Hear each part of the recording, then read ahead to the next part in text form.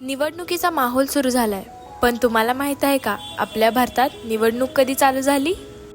1947ला भारत स्वतंत्र झाला आणि आपल्या स्वतंत्र सैनिकांनी ठरवलं की भारत हा लोकशाही देश असला पाहिजे. लोकशाही म्हणजे लोकांनी लोकांच्यासाठी लोकांच्या माध्यमातून चालवलेला सरकार.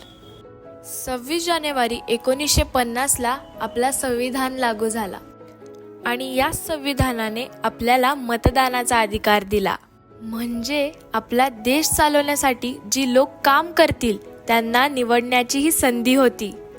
धर्म, जात, लिंग किंवा संपत्ती ह्याचा कसलाही विचार न करता प्रत्येकाला मतदानाचा अधिकार मिळाला पाहिजे, असा आपल्या नेत्यांचा निर्णय होता. 1951ला पहिली सार्वत्रिक निवडणूक झाली आणि त्यामध्ये तब्बल 17 कोटी लोकांनी मतदान केले. त्यावेळी EVM मशीन वगैरे असलं काहीच नव्हतं. निवडणुका या बॅलेट पेपरवरती व्हायच्या. असे 1951 साली झालेल्या सार्वत्रिक निवडणुकांमध्ये पहिला प्रधानमंत्री म्हणून निवडून आले पंडित जवाहरलाल नेहरू आणि तेव्हापासूनच स्वतंत्र भारतामध्ये निवडणुकीची सुरुवात झाली. आणि अशाच इन्फॉर्मेटिव्ह व्हिडिओसाठी श्रेया चव्हाणला फॉलो करायला विसरू नका.